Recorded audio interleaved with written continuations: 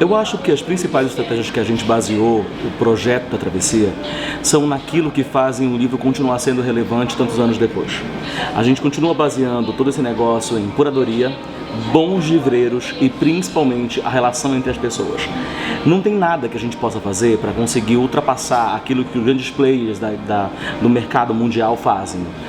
Mas o que a gente consegue fazer é estabelecer aquilo que só a gente pode fazer. Transformar a relação e o encontro com o livro em mediação. Porque o livreiro é, acima de tudo, um mediador cultural. Sabe o que é interessante? Para mim, tudo isso, o audiolivro, o e-book, as redes sociais, o TikTok, o Instagram, enquanto a gente tem uma pesquisa falando sobre a diminuição de leitores no Brasil, eu não consigo atribuir essa diminuição de leitores a esses instrumentos ou a essas mudanças que sejam.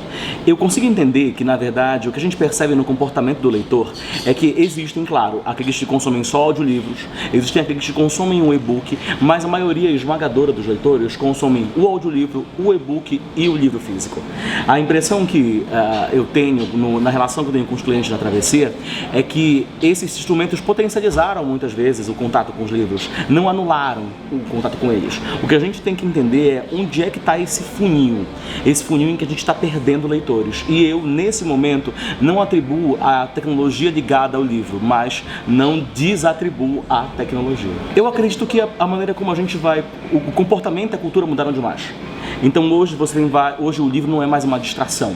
E hoje, por exemplo, você vê uma diminuição muito grande do mercado no que está relacionado aos livros técnicos. Porque você não precisa mais de um livro para consultar alguma coisa. Você pode no Google agora digitar a sua dúvida e ter aquela resposta. O que eu vejo, na verdade, é que essa diminuição de número de leitores, ela está principalmente relacionada a leitores de literatura.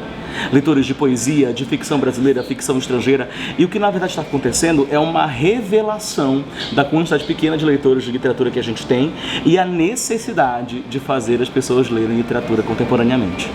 Na verdade, eu acho o seguinte, o que a gente percebe aqui na Travessia, o nosso número mais aproximado é 38 a 39% do nosso faturamento está ligado a livros de ficção brasileira. Ou seja, a maior parte do nosso faturamento não é nos livros de não ficção, de pensamento contemporâneo. São em leitores que consomem literatura contemporânea brasileira.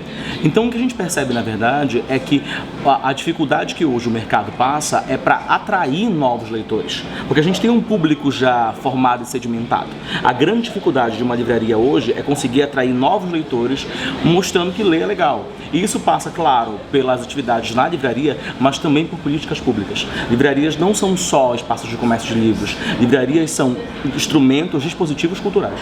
Eu acho que o principal desafio que a Travessia enfrenta hoje é o mesmo que qualquer livraria do Brasil enfrentaria, que é justamente a competição que está relacionada aos grandes players do mercado, que vendem os livros com o preço de custo desse livro, que não faz com que nem as editoras paguem as contas, nem as livrarias paguem as contas. Essa é a principal dificuldade.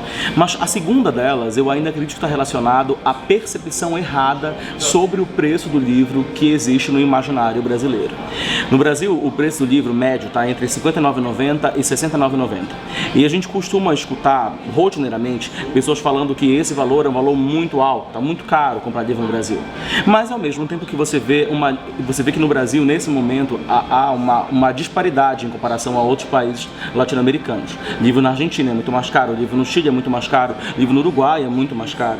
E isso está relacionado a, claro, uma defasagem do mercado, mas principalmente a percepção que as pessoas têm em relação ao valor do livro.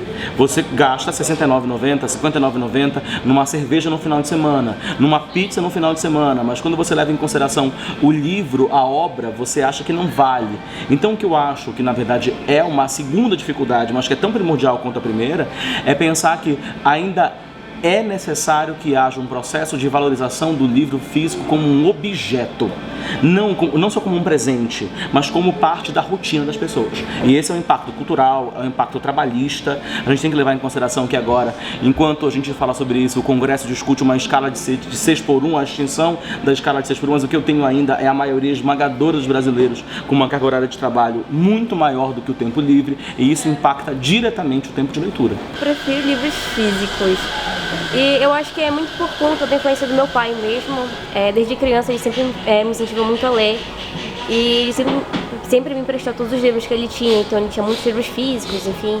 Então acho que eu criei muito esse prazer de estar com o livro na mão mesmo, sabe? Eu já li muitos livros digitais, mas eu acho que nada assim, nada substitui o livro. A experiência. Exatamente. E por conta da universidade eu acabo lendo muito online mesmo, sabe? Digitalmente.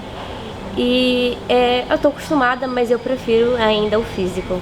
Eu amo estar ao redor dos livros, eu gosto muito de tocar nos livros, de ler sinopses, sabe? De poder sentir a capa. Eu amo isso e eu acho que é muito diferente de você comprar online, sabe? Acho que não tem essa mesma sensação.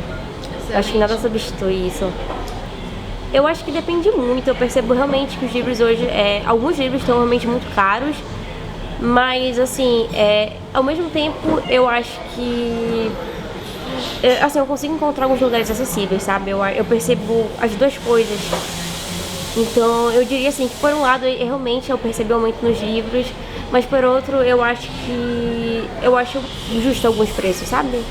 Eu acho um equilíbrio.